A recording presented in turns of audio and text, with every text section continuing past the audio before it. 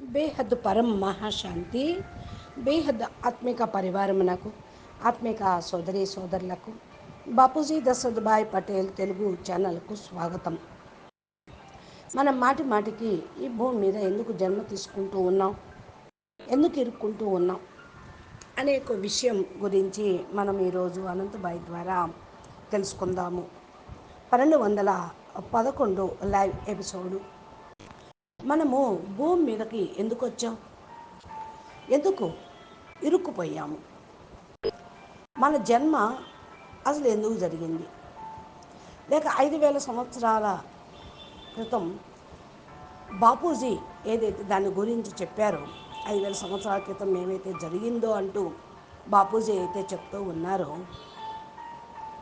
దాన్ని మనం ఆలోచించి మనం ఎందుకు ఇక్కడ ఇరుక్కుపోయాము అనేది ఆలోచించినట్లయితే, బల ఇరుక్కుపోతే ఇరుక్కుపోయాము. మనకైతే బాపూజీ జాగృతి కలిగించారు కదా, ఇరుక్కుపోయేటువంటి ప్రసక్తి లేదు ఇక్కడ. కానీ ఇప్పుడు కూడా ఆత్మ జ్ఞానం మీకు లభించింది, ఇక్కడ నుండి జీవన్ముక్తి జ్ఞానము లభించింది. మిమ్మల్ని మీరు మీ యొక్క వాస్తవిక స్వరూపం యొక్క జ్ఞానాన్ని తెలుసుకున్నారు. అన్నిటికంటే గొప్ప జ్ఞానం ఇదే. ఈ భూమి మీద ఉన్న వాళ్ళు భలే ఒప్పుకున్నా ఒప్పుకోకపోయినా అందరికీ కూడా ఇది ఒక మంచి సదవకాశము, మంచి సమయము, మంచి తరుణము. భూమి మీద కలియుగం అంతిమం అయిపోతుందని అందరూ ఒప్పుకుంటారు కదా. కలియుగం అంతిమం అయిపోతుంది, మరలా ఏమవుతుంది అంటే శివుడు మళ్ళీ వైండప్ చేసేసుకుంటాడు, మళ్ళా కొత్త ప్రపంచాన్ని ప్రారంభం చేస్తాడు అనే మాట శాస్త్రాల అనుసారంగా కూడా మనకు తెలిసిందే. 5000 సంవత్సరాల డ్రామా వినాశనం అయితే మన సత్యయుగం వస్తుందని వాళ్ళ థీరీ వేరండి. ఇప్పుడు ఆత్మలైనటువంటి జ్ఞానులు ఈ భూమి మీద ఎలా రక్షించబడతారు అని బాపూజీ చాలా వీడియోల్లో ఈ మధ్య లైవ్లోనూ చెప్తూనే ఉన్నారు.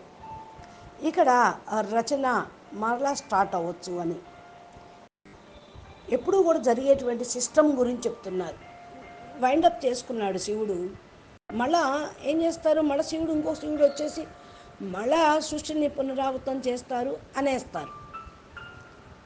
ఈ భూలోకంలోని ఆత్మలు మరలా జన్మ తీసుకుంటూ ప్రారంభిస్తారు. జన్మ తీసుకోవటం అంటే ఏంటి, జీవన మృత్యువులు జరుగుతూనే ఉంటూ ఉంటాయి. ఈ భూమి మీదకి రావటం జననము, భూమిలో నుంచి పైనకి వెళ్ళిపోవటం మరణము. జీవన మృత్యు అన్నిటికంటే కూడా చాలా కష్టమే. సూక్ష్మ జగత్తులో అయితే ఎంతవరకు అయితే ఈ కష్టం ఇక్కడ ఉండదో, అదేవిధంగా మృత్యు లోకంలో కూడా, పృథ్వీ లోకంలో ఇవన్నీ తప్పనిసరి. ఈ కష్టాలన్నీ మళ్ళీ ప్రారంభమవుతూ ఉంటాయి. అన్నిటికంటే గొప్ప విషయం ఏంటి అంటే, ఎప్పుడైతే పరిస్థితులు, కష్టాలు, బాధలతోటి మనం మర్చిపోతూ ఉంటామో, జ్ఞానాన్ని కూడా మర్చిపోతాము. ఇదే చాలా గొప్ప దుఃఖానికి కారణమవుతుంది. దుఃఖానికి కారణం ఏంటి, జ్ఞానాన్ని మర్చిపోవటం. ఈ జ్ఞానాన్ని మర్చిపోతే దుఃఖం ప్రారంభం కాక ఇంకేమవుతుంది, మీ లోపల మీ యొక్క దివ్య సంస్కారాలు ఏవైతే ఉన్నాయో వాటిని వదిలేస్తారు. దివ్య సంస్కారాలని, దివ్య అనుభూతుల్ని జ్ఞానం ద్వారానే మీరు పొందగలుగుతూ ఉంటారు. ఏదైతే మనం ఇక్కడ తపస్సు చేస్తూ ఉన్నామో అదే మనకు బలము, మన యొక్క జ్ఞానమే మనకు గుణము, మన యొక్క ఆత్మ యొక్క మూల స్వరూపమే బాపును జ్ఞాపం చేయటం, బాపు రూపాన్ని ధారణ చేయటం. మూల స్వరూపాన్ని మర్చిపోయారు అంటే అన్నిటికంటే పెద్ద దుఃఖమునకు కారణమవుతూ ఉంటుంది. ఈరోజు మీకు ఫస్ట్ స్టోరీ చెప్పాం కదా, రాజు మరి అందరికీ కూడా మహాదేవుడు విగ్రహం, శివలింగం పైన పాలను అభిషేకం చెయ్యండి అని అంటే అందరి ఇంటి నుండి తీసుకొని వచ్చారు. అంటే ఏంటి, ఈ స్టోరీ చదువుకుంటే మీకేం అర్థమైంది, వింటూ ఉంటే ఏ విధంగా రాజు చెప్పారు అలాగే రాజ్యం మొత్తం చేసింది. అయినా బావి నిండల.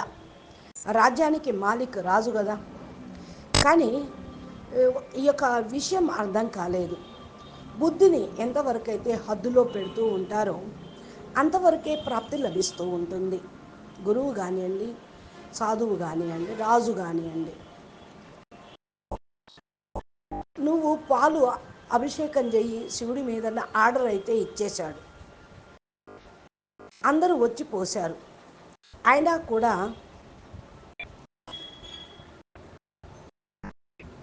ఆ పాలు అభిషేకం తీసుకొని వెంటనే భగవంతుడు ప్రసన్నమేమీ కాల.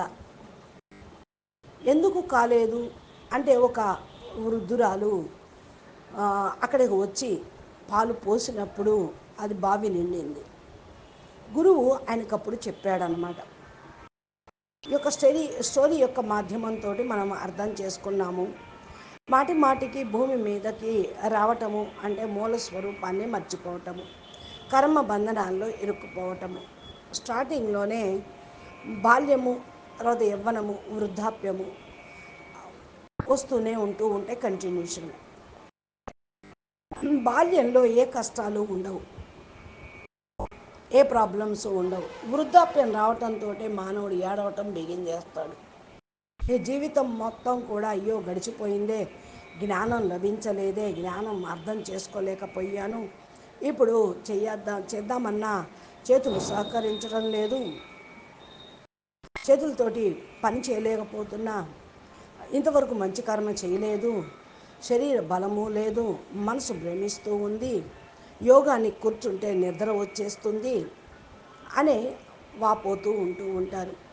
జ్ఞానం వినటానికి కూర్చున్నప్పుడు నిద్ర వచ్చేస్తూ ఉంటుంది, శరీరం సహకరించదు. అంటే ఏంటి? మీ యొక్క ఉద్దేశం ఏంటి? మీ యొక్క ఒరిజినల్ మూల స్వరూపాన్ని మర్చిపోవటం. ఏదైతే శక్తి మీ లోపల ఉందో ఆ శక్తిని మీరు మర్చిపోవటం, పునర్జన్మ తీసుకోవటం వల్ల ఈ పవర్ అంతా కోల్పోయారు. అయితే పునర్జన్మ తీసుకోవటం చెడ్డ విషయం ఏమీ కాదు. కర్మ సిద్ధాంతం అనుసారంగా తప్పదు కదా. పునర్నభి మరణం, పునర్నభి జననం. మరి పునర్జన్మ తీసుకొని అక్కడికి వచ్చాం. ఇక్కడ ఉండి అనేక జన్మల యొక్క కర్మ ఖాతాలు ఉన్నాయి కదా, అవి ఈ జన్మలో అంతిమంలో ఇంకా దుఃఖానికి హేతు అవుతూ ఉన్నాయి. అంటే పునర్జన్మ యొక్క భయంతో అన్న పుణ్యం చేయాలి. ఈ కారణం వల్లే మరి ఇరుక్కుపోతూ ఉన్నారు. ఒక్కొక్క జన్మలో మనం కేవలం ఒక్కొక్క పొరపాటు చేసినా దాన్ని సరి చేసుకోవటం కోసం మళ్ళా పుట్టాలి. అజ్ఞానంలో ఉంటే ఒక జన్మలో మరి పూర్తిగా కాదు ముక్తి, జీవన్ముక్తి పొందటానికి ఒక కర్మను అనుభవిస్తూ ఉంటే మనకు మళ్ళీ ఇంకొక కర్మ రెడీగా ఉంటుంది. ఒక కర్మకైనా సరే మళ్ళీ జన్మ తప్పదు. అనంత జన్మలు అజ్ఞానంతో మరియు దానికి వశమైపోయి పొరపాటు చేస్తూ జీవితంలో గడిచిపోతూ ఉంది. అనంత జన్మల్లో ఎన్ని పొరపాట్లు ఉన్నాయో అనంతమైనటువంటి విషయాలు నిర్ధారించబడి ఉన్నాయి. ప్రతిసారి కూడా సమాధానం ఇస్తూ ఉండాలి. తపస్సు చేయండి, మళ్ళీ పునర్జన్మలు అనేవి ఉండవు. కర్మ ఫలితాలు సమాప్తం చేసుకోండి, ఇక జన్మ అనేది లభించదు. ఇది బేహద్దు జ్ఞానం చెప్తూ ఉంది. వేదశాస్త్రాలు చెప్పినా దాన్ని పూర్తిగా ధారణ చేసేంతవరకు కెపాసిటీ, దాన్ని అర్థం చేయించే గురువు యథార్థంగా రానంత వరకు కూడా మీ మాంసంలోనే ఉంటూ ఉంటారు. అంటే ఎన్నిసార్లు వచ్చామో, ఎన్నిసార్లు మానవ జన్మ తీసుకున్నామో, మళ్ళా పుట్టాము, చనిపోయాము. జీవితాన్ని మనం చూసుకుంటున్నట్లయితే మనకు తెలుస్తూ ఉంటుంది. మన పొరపాటు ఏంటో మనకు తెలుస్తుంది, దీని యొక్క పరిణామం ఏంటో అర్థమవుతుంది. మీ పునర్జన్మ ఉండవచ్చు కరెక్ట్గా అని చెప్పిన పరమాత్మ పొరపాటు అయిపోయింది, ఇప్పుడు కూడా మనసులో వైరము, ద్వేషము అనేది లేకుండా చూసుకోవాలి కదా అని చెప్తూ ఉన్నారు. వాసనాయుక్తమైనది ఉన్న మనసు ఈ యొక్క భూమి మీదకు వచ్చి కోరికలను పెట్టుకొని కామనలతోటి జీవిస్తూ ఉన్నది. మనకు రెండోసారి మరలా కూడా రావాల్సి వస్తుంది.